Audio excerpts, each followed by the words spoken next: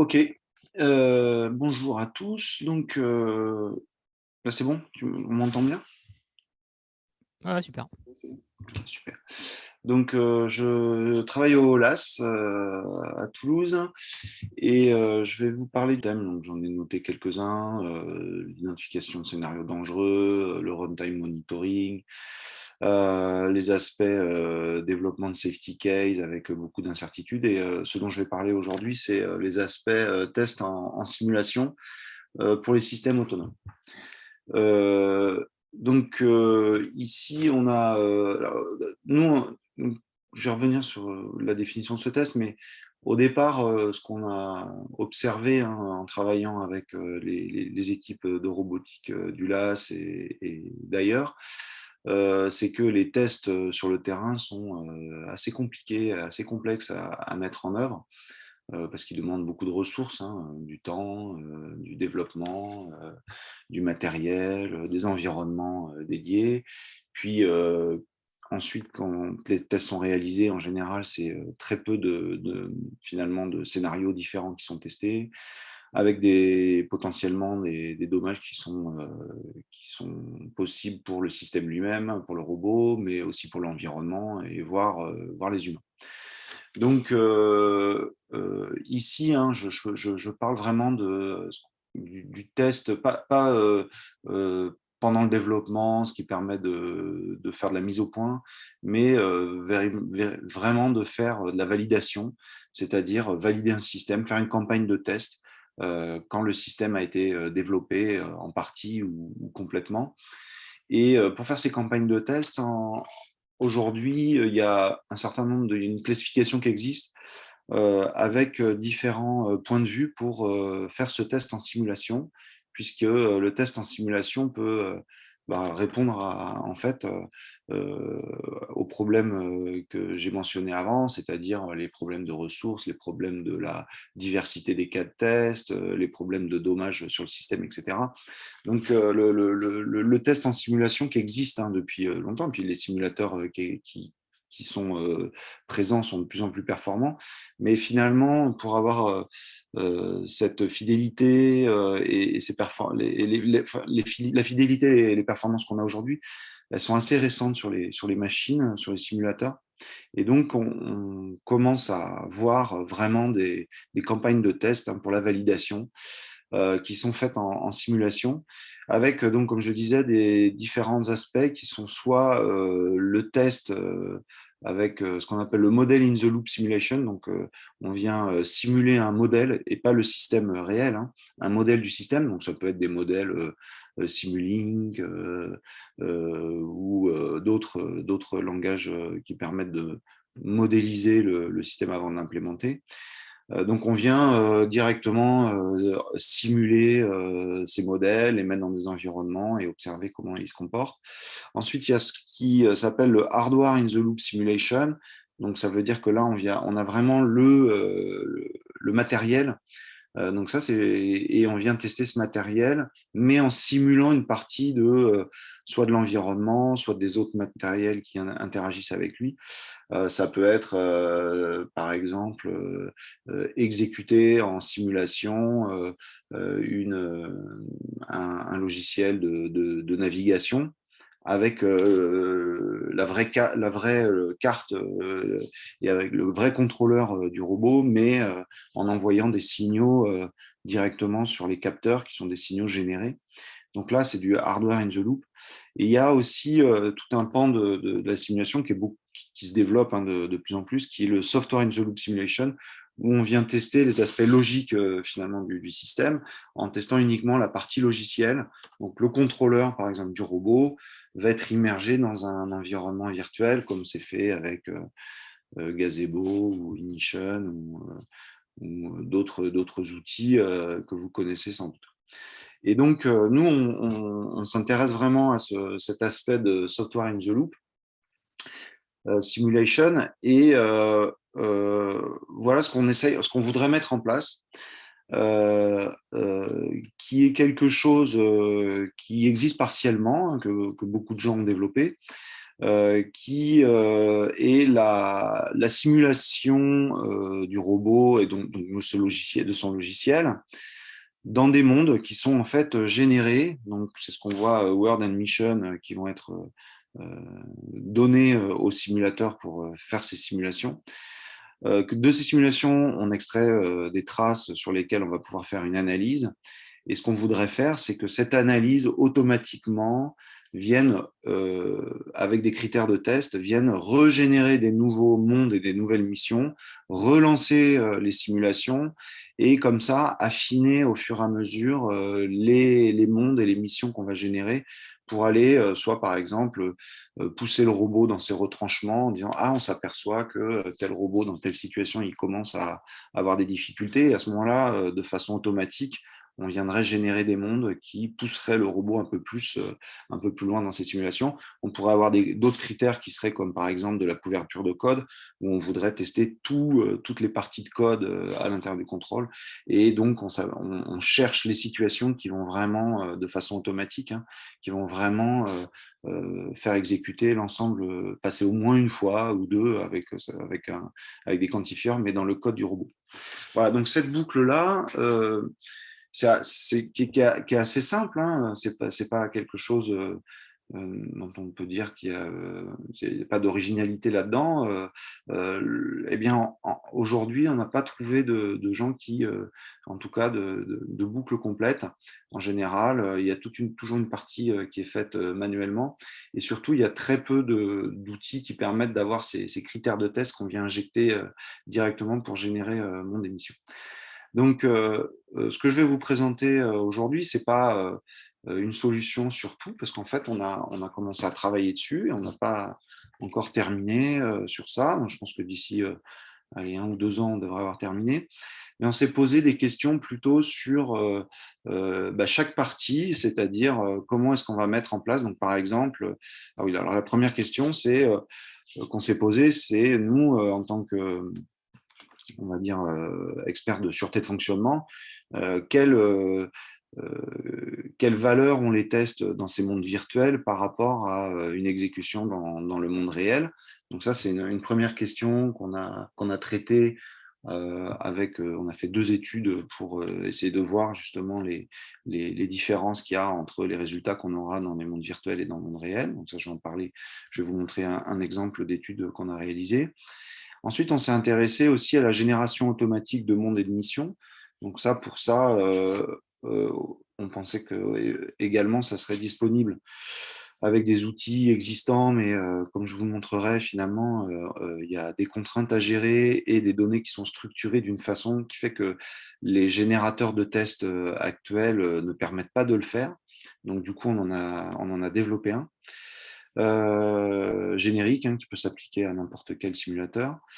Et puis, il y a d'autres questions, notamment, qu'est-ce que veut dire un oracle? Donc, un oracle, c'est une fois que le test a été réalisé, ce qui va permettre de dire oui, le test est bon ou il est mauvais en fonction des entrées. Donc, cet oracle, dans le cas de systèmes autonomes, il est en fait compliqué à établir, puisque sur 2 runs, même en simulation, on va avoir par exemple des robots mobiles qui vont effectuer des trajectoires complètement différentes. Donc on ne peut pas dire celle-là elle est bien, celle-là elle est mal, etc. Donc il y a des propriétés d'Oracle qui sont pas si simples à réaliser. Ensuite, une quatrième question, nous, qu'on a relevée, c'est les critères.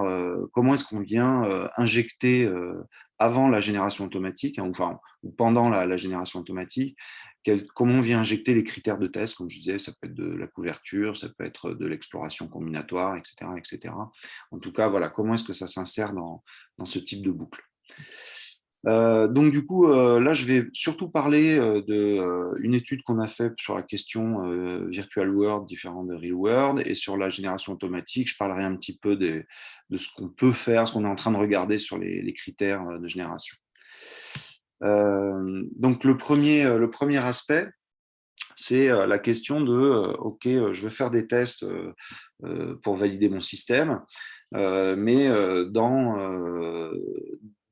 dans ces tests-là, j'utilise ces simulateurs comme j'ai dit déjà, Gazebo Ignition, ou Unity, Unreal ou Morse qui a été développé au LAS au départ, et puis d'autres simulateurs, où ça peut être même des simulateurs, j'ai mis quelques exemples pour des robots industriels, ou aujourd'hui, ce qui existe énormément dans le système autonome, c'est tout ce qui est simulateur d'automobile.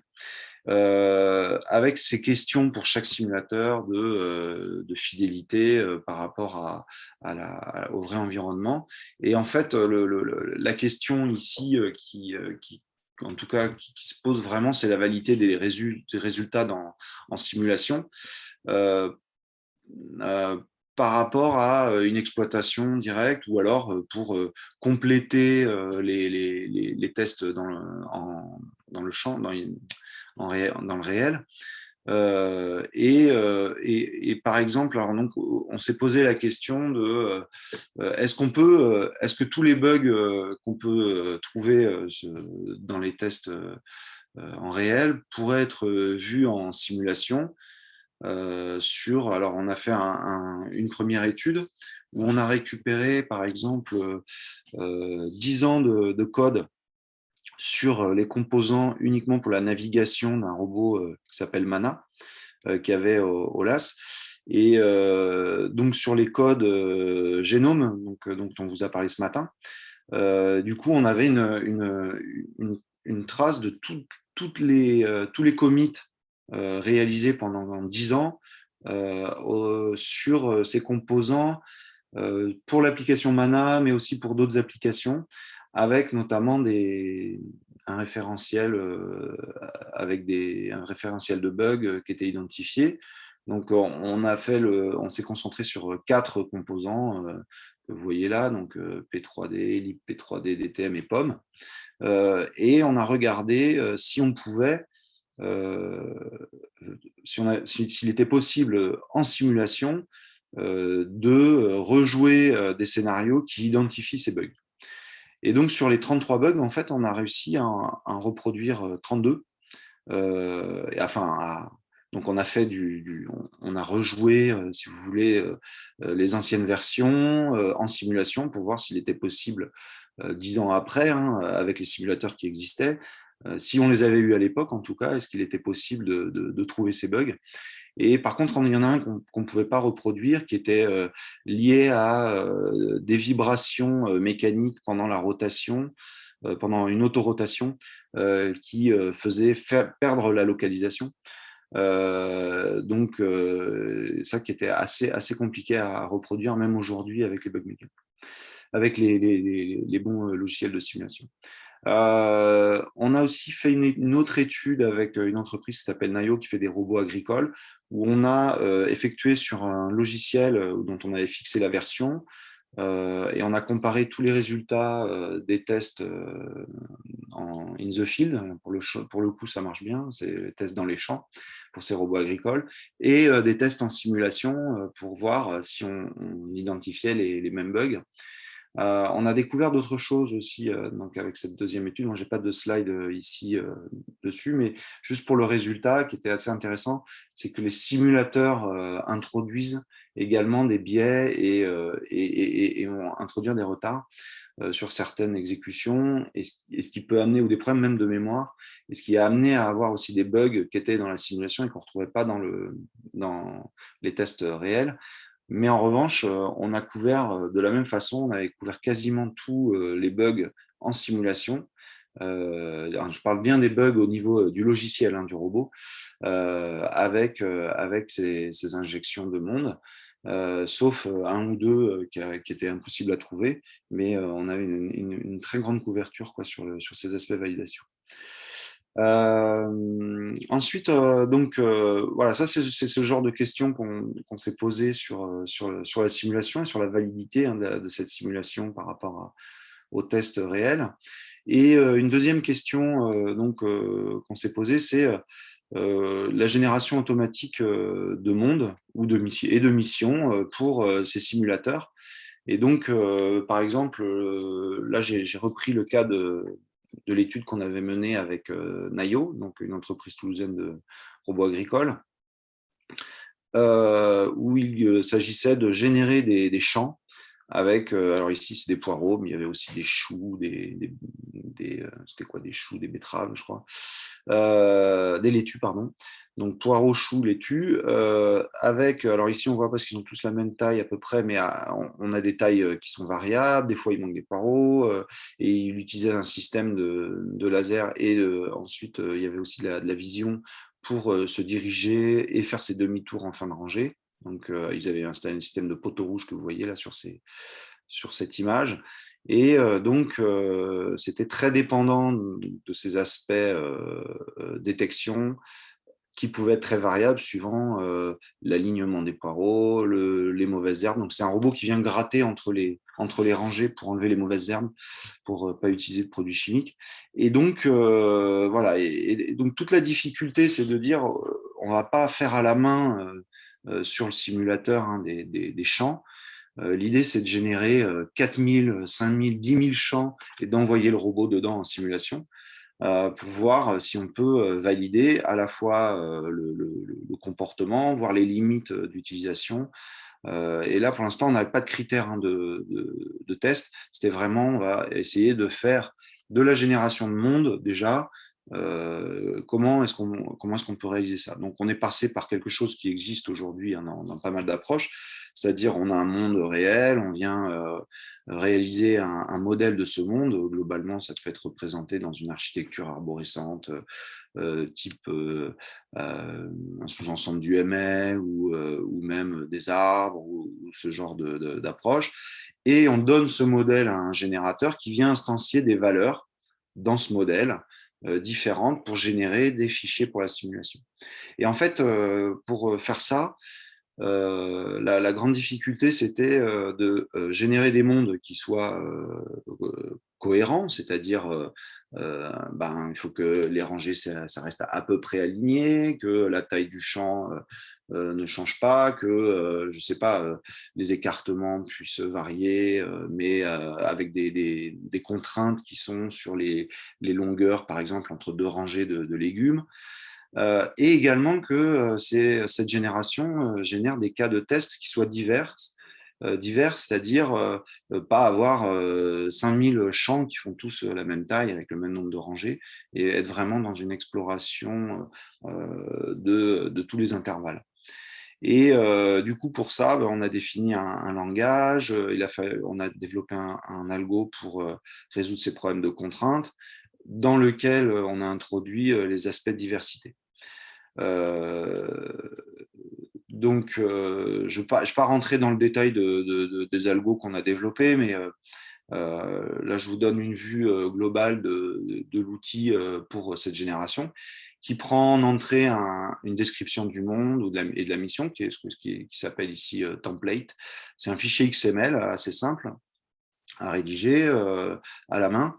Et on fournit ce fichier XML avec un ensemble de paramètres que je n'ai pas noté ici pour dire combien on veut générer de monde, etc. etc.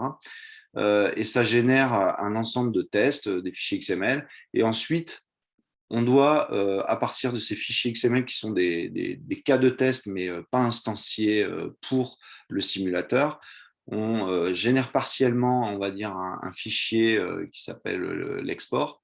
Et cet export permet de transformer ces cas de tests en XML dans les fichiers propriétaires. Donc, par exemple, ici, j'ai mis l'export qu'on avait fait pour une application avec Nayo, que je montrerai après, où il fallait générer deux fichiers, un fichier pour Robot Framework et un fichier JSON de configuration.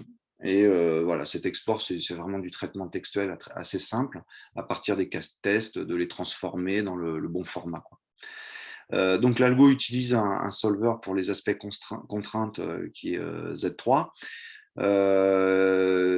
C'est un algo qui traite en fait des données structurées avec des nombres d'instances variables. Par exemple, dans un champ, il peut y avoir un nombre d'instances de rangées variables. Ces nombres de rangées variables font qu'il va y avoir un nombre de contraintes variables.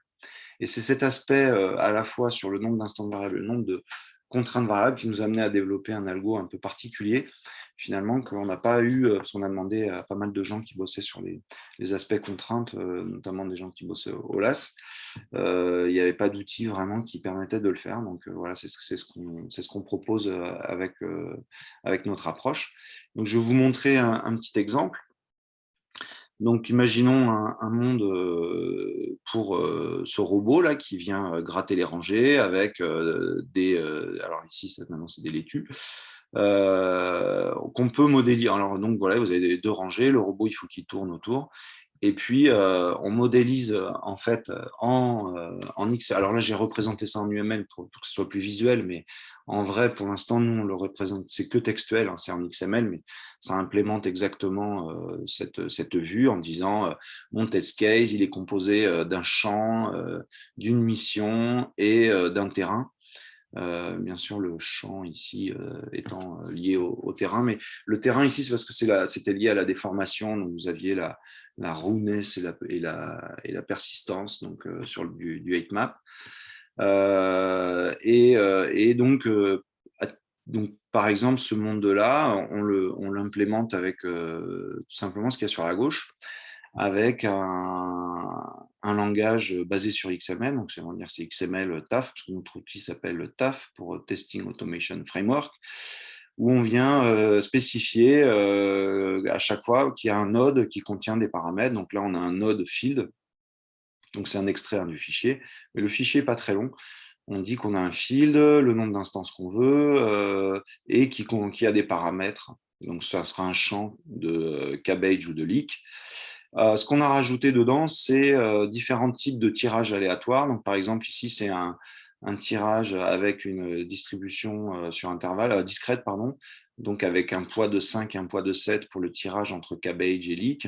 Mais on peut aussi mettre alors pour des variables continues, on a des distributions gaussiennes ou des tirages ou des distributions uniformes aussi pour les tirages de valeurs. Et ensuite, donc les différents paramètres. Et ensuite, voilà, on exprime aussi, ce qui est très important, les contraintes. Donc, par exemple, ici, on a une contrainte qui est que la rangée, une rangée est toujours égale à plus ou moins 10% de la longueur d'une rangée est toujours égale à plus ou moins 10% de la longueur de la rangée précédente. Donc, quand vous avez 100 rangées, ça veut dire que vous avez 100 contraintes. Et puis, on peut rajouter, par exemple, le fait que, OK, une à une, donc c'est pour avoir des champs pas trop déformés, et qu'une à une, elle soit plus ou moins égale à 10% pour rendre compte un peu de la réalité des champs. Et on a rajouté en plus, par exemple, une contrainte circulaire qui est que la dernière doit aussi être plus ou moins 10% de la première rangée. Donc, ça peut faire des petits exercices de résolution de contraintes assez énormes quand on a un champ avec 100. Et là, c'est que la contrainte sur les longueurs de rangée. Hein. Après, il y a d'autres contraintes. Voilà, donc quand on donne ça à manger à notre outil, ça génère des fichiers XML, comme je disais, des bruts, où toutes les variables sont instanciées en respectant les contraintes. Et ensuite, il y a une transformation pour transformer ces différentes valeurs dans le format propriétaire. Voilà, vous pouvez regarder, c'est du Python, tout est en Python open source, donc je vous donnerai le lien. On peut l'utiliser pour en fait pas mal de choses, pas que la simulation.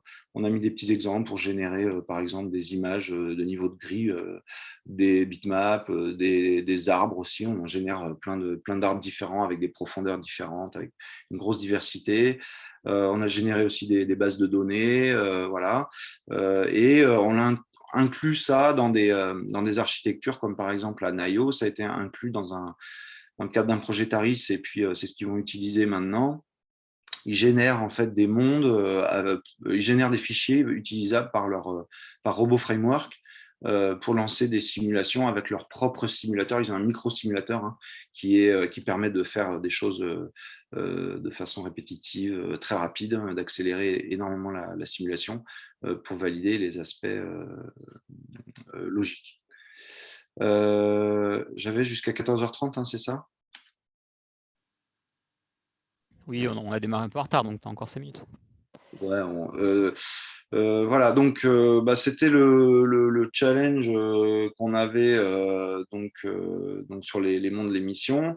Et puis après, bien sûr, alors je ne vais pas le présenter en détail, c'est quels critères de test. Et là, on pourrait introduire pour cette génération, parce que là, c'est une génération finalement aléatoire.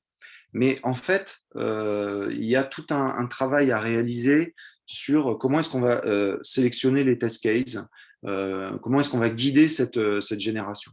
Et en fait, on peut la guider avec des méthodes qui sont dites search-based, où on va utiliser des heuristiques, des méta-heuristiques, ça s'appelle, comme des algos génétiques avec des fonctions de fitness, par exemple. On regarde le robot s'il s'approche plus ou moins des légumes, ou combien il en détruit.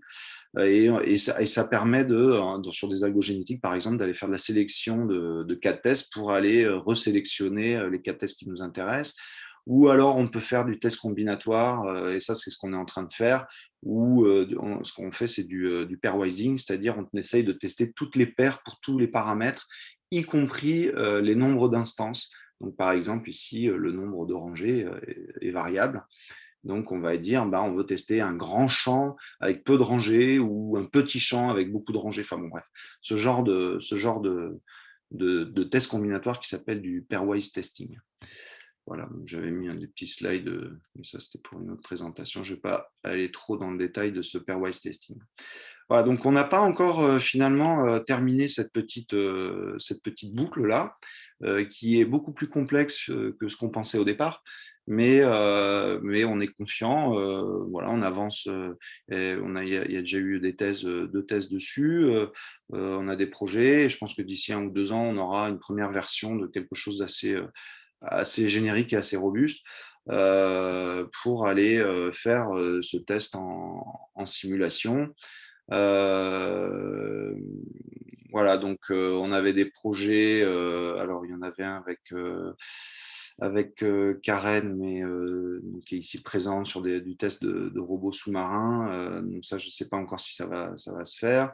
On a du test pour des robots qui vont faire de l'inspection de trains.